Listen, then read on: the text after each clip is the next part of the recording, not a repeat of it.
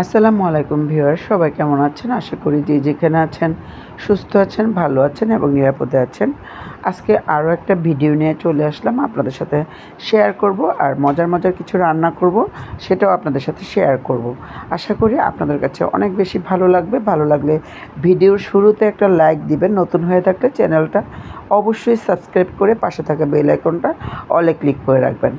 এখানে দেখতে পাচ্ছেন আমি এখানে ইলিশ মাছের মাথা, লেজ আর পিস ভেজে নিচ্ছি। এটা দিয়ে খুব মজার একটা তরকারি রান্না করব, এটা আমাদের অনেক বেশি পছন্দ। তো ভাবলাম আপনাদের সাথে সব কিছু শেয়ার করব। মাছগুলো ভেজে নিয়েছি হলুদ, মরিচ, লবণ দিয়ে। তো হালকা করে ভেজে নিয়েছি, যেহেতু আমি এটা তরকারিতে দিব সেই জন্য খুব বেশি ভাজা করি নাই। তো এখন আমি তরকারিটা রান্না করতে চলে যাব। তো রান্নাটা করার জন্য এখানে একটা প্যান বসিয়েছি আর সেখানে দিয়ে দিয়েছি সরিষার তেল। তেলটা দিয়ে এখন আমি দিয়ে দিচ্ছি পেঁয়াজ কুচি। পেঁয়াজ কুচিটা দিয়ে জালটাকে একটু বাড়িয়ে দিয়েছি, পেঁয়াজটাকে একটু লালচে করে নেব। আর এখানে দিয়ে দিচ্ছি দুটো কাঁচামরিচ। সবসময় আমি কাঁচামরিচ মাঝখান থেকে কেটে দিই দু একটা, কারণ না হলে কিন্তু ফ্লেভারটা সুন্দর আসে না, ঝাল ঝাল লাগে, ভালো লাগে খেতে। তো মরিচের গুঁড়োটা দিয়ে দিলাম, হলুদের গুঁড়ো, রসুন পেস্ট, ধনিয়ার গুঁড়ো। এই হচ্ছে আমার রেগুলার মশলা। আমি সব কিছুতে আদা বাটা খাই না, আর এটা যেহেতু ইলিশ মাছ সেটা তো আরও বেশি এটাতে আদা দিব না। দিয়ে দিলাম স্বাদ মতো লবণ, দিয়ে মশলাটাকে খুব সুন্দর করে একটু কষিয়ে নিব। পানিটা অবশ্যই দিবেন যেন মশলাটা পুড়ে না যায়, সেটা খেয়াল রাখবেন। মশলাটা পুড়ে গেলে কিন্তু তরকারির কালার নষ্ট হয়ে যায়। তো দিয়ে দিলাম এখানে ডাঁটা, আমি একদম তরতাজা ডাঁটা বাজার থেকে কিনে নিয়ে আসছিলাম। তো ডাঁটা দিয়ে ইলিশ মাছ দিয়ে রান্না করব। ডাঁটার সাথে আমি কচি কচি পাতা ডগাগুলো নিয়েছি, একদম কচি পাতাগুলো নিয়েছি। এটা কিন্তু এরকম তরকারিতে দিলে অনেক বেশি মজা লাগে। আপনারা ইচ্ছা করলে একটা দুটো এটাতে আলু দিতে পারেন, কিন্তু আমি সেদিন কোনো আলু দেইনি। আমি শুধু ডাঁটা আর কচি কচি পাতা দিয়ে আমি রান্নাটা করেছি। অনেক বেশি ফ্রেশ ছিল ডাঁটাটা, তো দেখে আর লোভ সামলাতে পারছিলাম না, নিয়ে আসছিলাম। তো এই যে দেখেন একদম মিশে গেছে, আর কালারটা যেন খুব সুন্দর থাকে সেদিকেও খেয়াল রাখতে হবে। খুব বেশি সেদ্ধ করবেন না, তাহলে কালার নষ্ট হয়ে যায়। তো একটু কষিয়ে নিচ্ছি। যখন একটু সুন্দর করে কষানো হয়ে যাবে, একটু নিচে দেয়া লেগে লেগে যেতে থাকবে, তখন আমি এটাতে আবার একটু নেড়ে চেড়ে আমি ঝোল দিয়ে দিব। যেহেতু এটা তরকারি রান্না করব ইলিশ মাছ দিয়ে, তো ঝোলটা দিয়ে খুব সুন্দর করে আবার সব কিছু একসাথে মিশিয়ে তারপরে আমি এটাকে ঢেকে দিব। তো এটাকে ঢেকে দিয়েছি, রান্নাটা হয়ে যাবে। আর এখানে নোনা ইলিশ নিয়ে আসছিলাম, নোনা ইলিশের বড়া করব। নোনা ইলিশ ছোটো ছোটো করে কেটে ধুয়ে পরিষ্কার করে সব মশলা মেখে অনেক বেশি পেঁয়াজ, কাঁচামরিচ কুচি, নোনা ইলিশের বড়ার রেসিপি আমার চ্যানেলে দেওয়া আছে। আপনারা ইচ্ছা করলে একটু কষ্ট করে দেখে নিতে পারেন, অনেক বেশি মজার এই নোনা ইলিশের বড়া রেসিপিটা। এখানে কচু পাতা দিয়ে করছি। আপনারা ইচ্ছা করলে কিন্তু এটা আপনারা চাল কুমড়া পাতা, লাউ পাতা, এগুলো দিয়ে, কাঁকরোল পাতা, এগুলো দিয়ে করতে পারেন। আমি এই কচু পাতাটা দিয়ে করেছিলাম, ভালোই লেগেছিল। এটা অনেক বেশি পছন্দ আমাদের।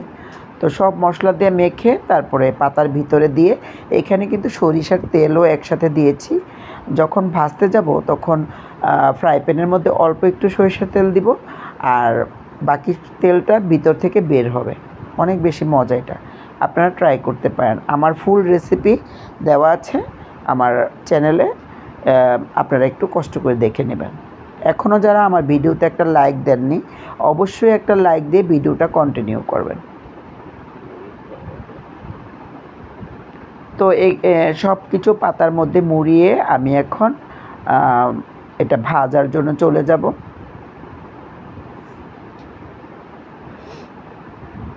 হয়ে গেল, একদম রেডি হয়ে গেল, এখন ভাজতে চলে যাব। আর ডাঁটা তরকারিটা এদিক দিয়ে হয়ে গেল, একটু ঝোলটা শুকিয়ে নামিয়ে নেব। আর সেই আমার ঐতিহাসিক কালো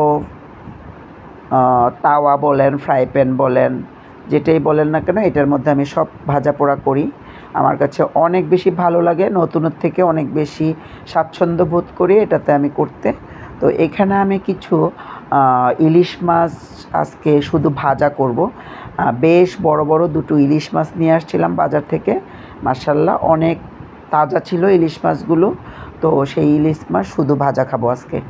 তো এই হলুদ মরিচ আর লবণ, ইলিশ মাছে আপনারা যত কম মশলা দিবেন তত কিন্তু ইলিশ মাছের স্বাদ পাবেন। আপনাদেরকে একটা ফ্রিতে একটা টিপস দিয়ে দিলাম। এটাতে কোনো রসুন বাটা, আদা বাটা এগুলো কিচ্ছু দিবেন না, কোনো ধনিয়া বাটা দিবেন না। জাস্ট একটু লবণ, একটু হলুদের গুঁড়ো, একটু মরিচের গুঁড়ো দিয়ে ভাজা করবেন, দেখবেন অন্যরকম একটা স্বাদ থাকে। ইলিশ মাছের ফ্লেভারটা, গন্ধটা আপনি সব কিছু পাবেন। তো এই যে ভাজা করে নিচ্ছি। এই ভাজাটা আজকে কাঁচামরিচ দিয়ে গরম ভাত দিয়ে আমরা খাবো। আর তরকারি তো দুটো রান্না করছি। তো এই মাছগুলো এখন ভাজা হয়ে গেছে, খুব বেশি একদম কালো কালো করব না, তাহলে মাছের স্বাদ থাকে না। প্রায় হয়ে আসছে, আর একটু উল্টে পাল্টে তারপরে এই মাছটাকে আমি নামিয়ে নিব।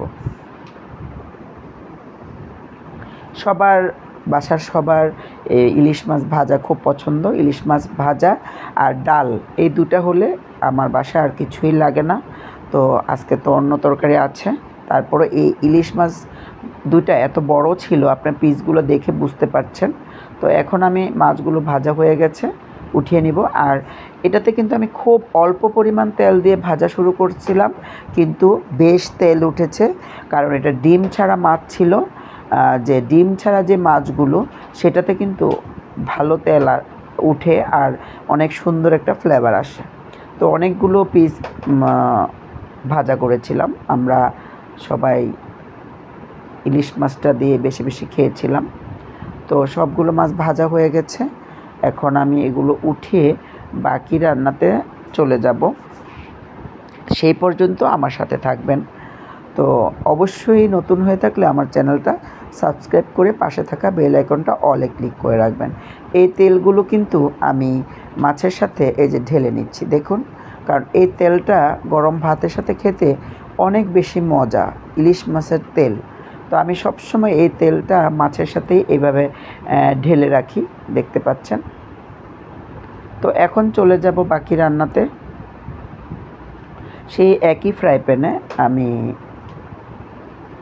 বড়াগুলো বেজে নিচ্ছি, নোনা ইলিশের বড়াগুলো একদম অল্প তেলে। আর তেলটা কিন্তু ভিতরে আছে, আর সামান্য একটু তেল দিয়ে দিব।